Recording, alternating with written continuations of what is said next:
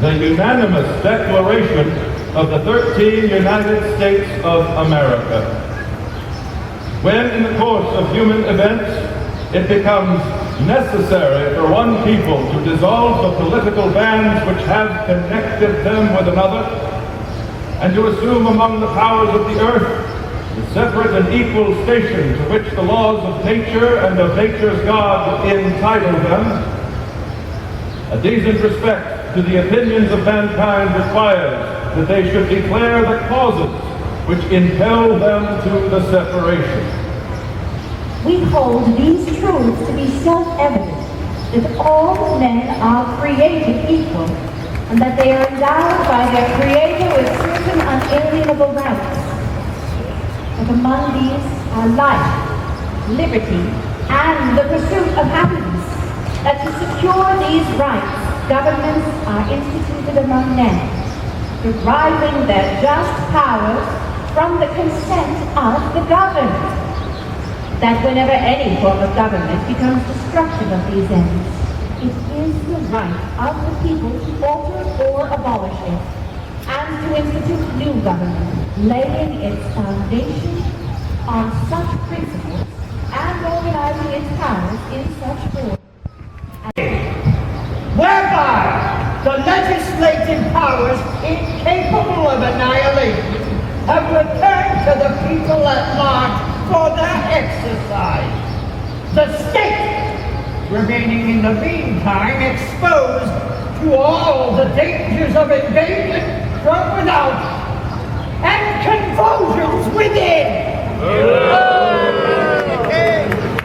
He has endeavored to prevent the population of these states, for that purpose obstructing the laws for naturalization of foreigners, refusing to pass others to encourage their migration hither, and raising the conditions of new appropriations of land.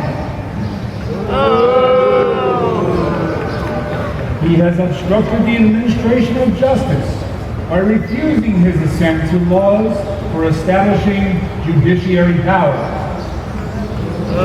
He has made judges dependent on his will alone for the tenure of their offices and the amount and payment of their salaries.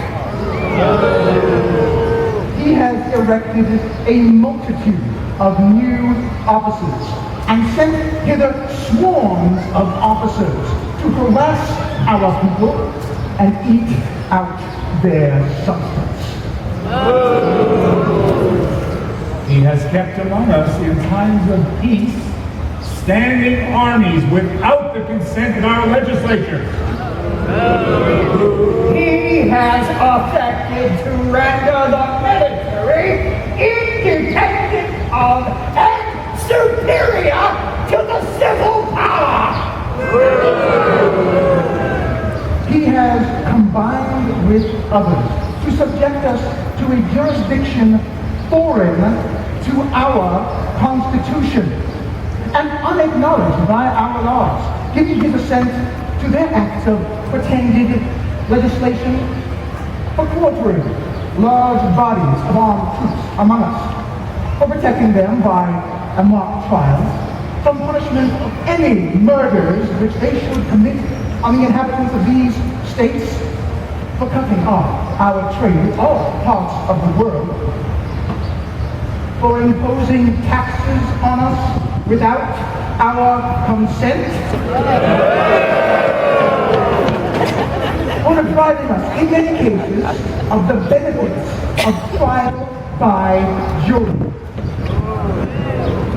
for transporting us beyond seas to be tried for pretended offenses, for abolishing the free system of English laws in a neighboring province, establishing therein an arbitrary government, and enlarging its boundaries, so as to render it at once an example and fit instrument for introducing the same absolute rule into these colonies, for taking away our charters, abolishing our most valuable laws, and altering fundamentally the forms of our governments, for suspending our own legislatures and declaring themselves invested with power to legislate for us in all cases whatsoever. He has abdicated sovereignty by declaring us out of his protection and waging war against us. He has plundered our seas, ravaged our coasts, burnt our towns, and destroyed the lives of our people. He is at this time transporting large armies of foreign mercenaries to complete the works of death, desolation, and tyranny already begun, with circumstances of cruelty and perfidy scarcely paralleled in the most barbarous of ages, and totally unworthy the head of a civilized nation. He has constrained our fellow citizens taken captive on the high seas to bear arms against their country, to become executioners of their friends and brethren, or to fall themselves by their hand. He has excited domestic insurrections amongst us and has endeavored to bring on the inhabitants of our frontiers the merciless Indian savages whose known rule of warfare is an undistinguished destruction of all ages, sexes, and conditions.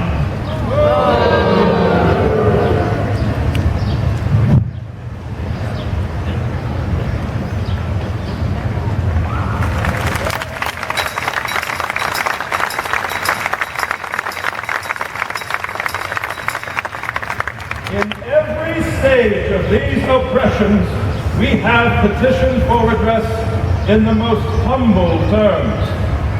Our repeated petitions have been answered only by repeated injury. A prince whose character is thus marked by every act which may define a tyrant is unfit to be the ruler of a free people.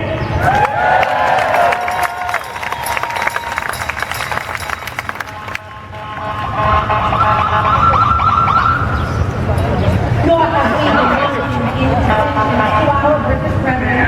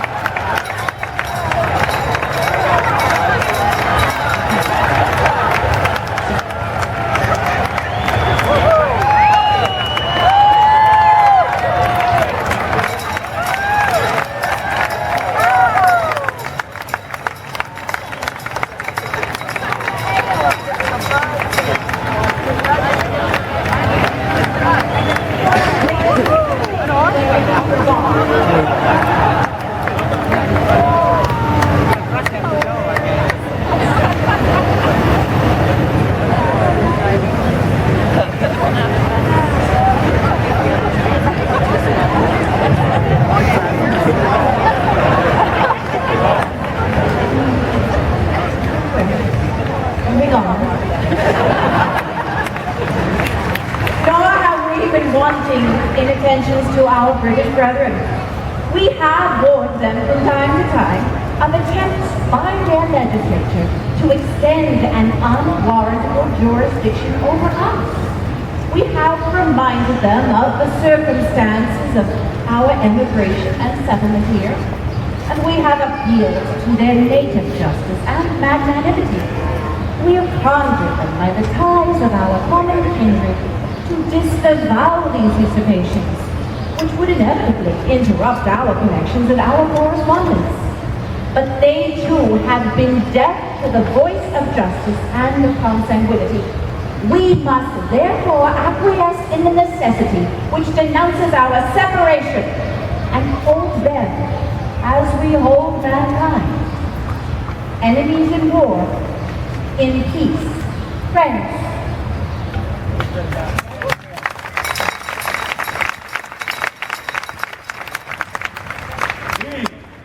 Therefore, the representatives of the United States of America in General Congress assembled, appealing to the Supreme Judge of the world for the rectitude of our intentions, do in the name and by the authority of the good people of these colonies solemnly publish and declare that these united colonies are and of right ought to be free and independent states.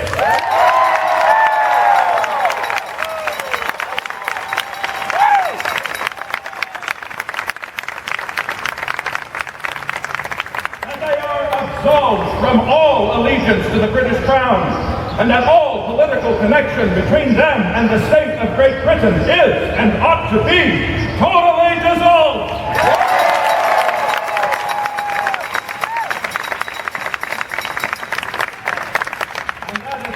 And independent states, they have full power to levy war, conclude peace, contract alliances, establish commerce, and to do all other acts and things which independent states may of right do.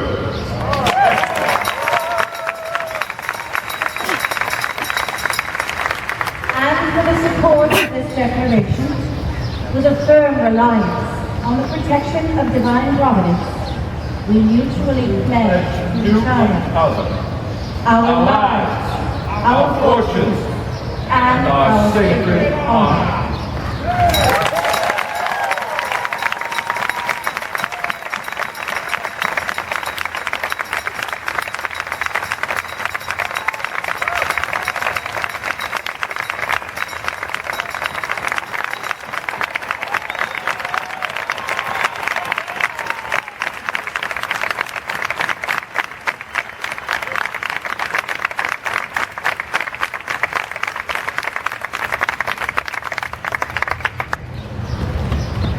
Think about the courage of their convictions in 1775 and 1776.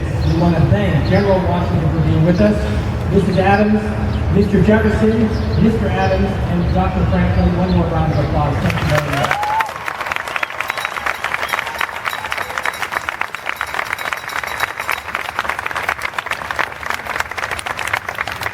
For a moment, imagine how stirring those words were as they were reread from New England to Georgia throughout the colonies. And remember, folks, there's no Twitter. It was late summer when King George heard about what was happening in the colony, and he was unhappy. So now, Private Hector is here. He will read the names of the colonies and the